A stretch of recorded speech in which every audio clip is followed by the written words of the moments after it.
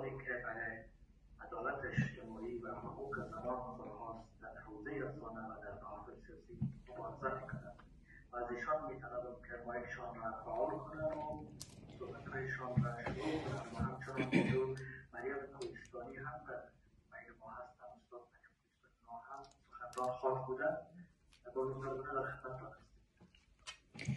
ای نام تو بهترین سرآغاز، به نام تو نامکی کنم باز.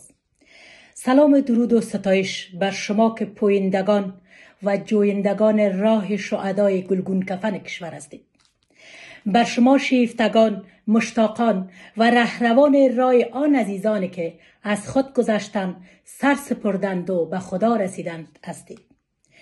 نخست سپاسگزار هستم از کمیسیون تدارکات این نشست که مرا هم در جمع سخنرانان گرفتن و وقت سخنرانی دادن. هموطنان گرامی،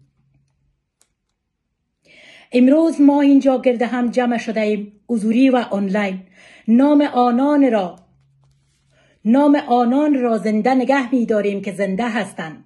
از کرامات و سجایایشان سخن برمی داریم.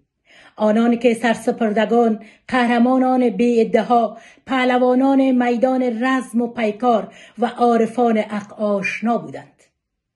با درد و اندوه امروز دومین سالگرد شهادت زنده‌یاد جنرال اکمل امیر و همراهانشان که سوگمندانه امروز به یادشان نشستیم و در امین نشست یاد از اونا میکنیم. شهدا شب پرنور محافل هستند. آره، زنده‌یاد اکمل امیر یک تن از مدافعان راستین که با همراهانشان برای آزادی، آبادی کشور، آرامی مردم ما جانهای شیرینشان را نثار کردند.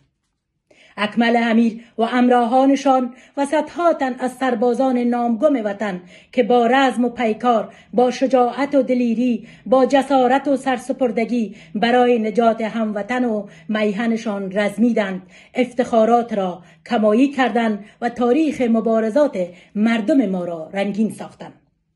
آنان با رفتنشان در جاودانگی به ما درس آزادگی، غیرت، شجاعت را آموختند. آنان مردانه از جان گذشتند تا آسایش و آرامش را برای ما هدیه کنند. فرزندان صدیق کشور برای آزادی، برای آبادی، برای تامین عدالت اجتماعی، برای برابری و برادری همیشه آماده از خودگذری و قربانی هستند که اما سآفریدند و میآفرینند تا تاریخ روشن مبارزات حق بر عدالت را شعله‌ور نگه دارند و نگه می‌دارند. هنوز که هنوز است، ندای مادر وطن بر شما فرزندان صدیق کشور صدا می‌زند که حفاظت آن رسالت ماست.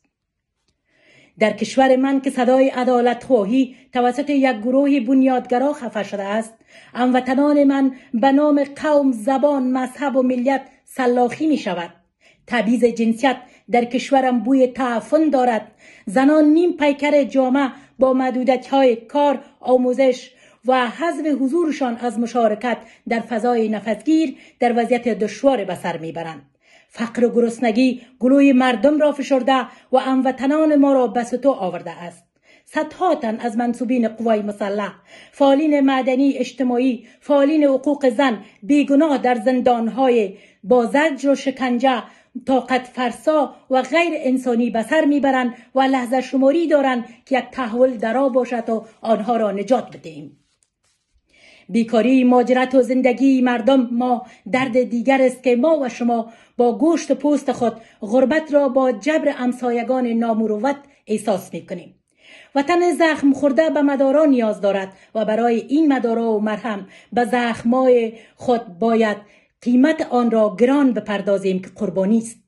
و این قربانی فرزندان صدیق مانند اکمل امیر و همراهانش شهامت، قامت بلند همچو کوه اندکش را نیاز دارد که در جمع شما هموطنان گرامی کم نیستند.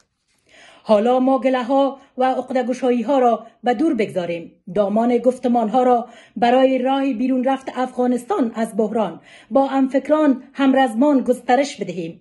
وحدت و یک پارچگی را حفظ نماییم تا باشد پیروزی و موفقیت را از آن خود ساخته باشیم. تا دیگر مادر، خواهر، همسر اشک نریزد، گلیم درد و غم در کشور هموار نباشد. افغانستان بستر مناسب برای تمام مردم ما، دور از تعصبات قومی، مذهبی، زبانی، همه در کنار هم با شادی و لبخند اگر با یک توته نان خشک هم باشد زندگی کنیم. آسایش و صلح را به نسل‌های بعدی به ارمغان بیاوریم. دست کشورهای ذی‌نفع را کوتاه ساخته خود را بسازیم. تا خود را نسازیم هیچ کس ما را نخواهد ساخت.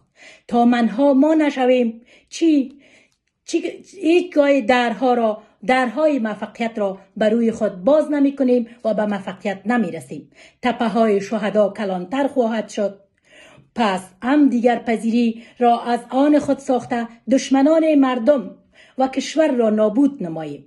نظامی که خواست ملت است، خواست تمام اقشار جامعه باشد، با مکانیزم همه‌شمول و رعایت قوانین منشور ملل متحد حقوق بشر. برای رسیدن این امر مقدس یک بار دیگر باید در همین جا تجدید پیمان کرد. برای رسیدن به آزادی، رهایی، آبادی، انسجام و وحدت کشور گام‌های استوارتر برداشت که این است رسالت ما. و این رسالت شما شیرمردان است که از امین نشست شروع تا 10 نشست دیگر وحدت را ترویج کرده به خاطر رسیدن به آرمان‌های مقدسمان، امان، آزادی و رهایی. موفقیت برای شما تمنا دارم. روح شهدا شاد. زنده باد کشور دردمندم، افغانستان آزاد مستقل. با حرمت، زرغونه ولی. تشکر از توجهتان.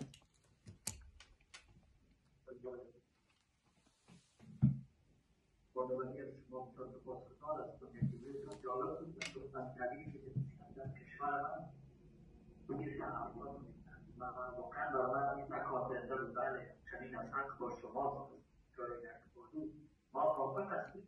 واقعا بودن همین که بود رفت میداد و دلیل جنسیت واقعا میگن افغانستان را بسیار احانت کرد مثلا در جمهوری حالت هستی. بازم از شما سپاسگزار هستم.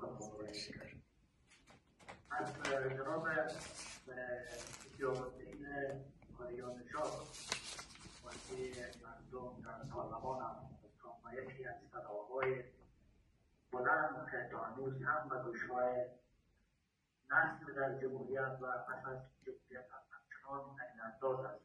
خوشبختانه که ایشان را در کنار خود داریم، نه تنها اینکه که در هر برنامه‌ای که در حرمت مدار ایشان خودشان را می‌رسانند و سپاسگزار هستم.